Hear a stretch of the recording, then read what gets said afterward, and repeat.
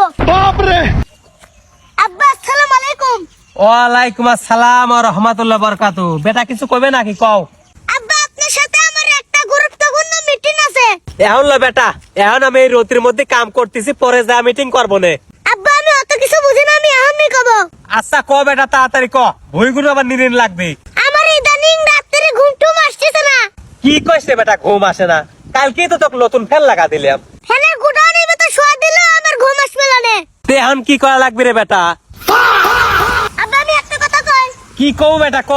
তুমি কত বছর বয়সে বিয়ে করছিলা?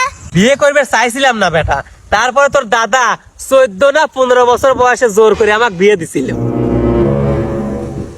উড়ি মারে আমার মাথা ফাটা দিছে রে, আমার মাথা ফাটা দিছে।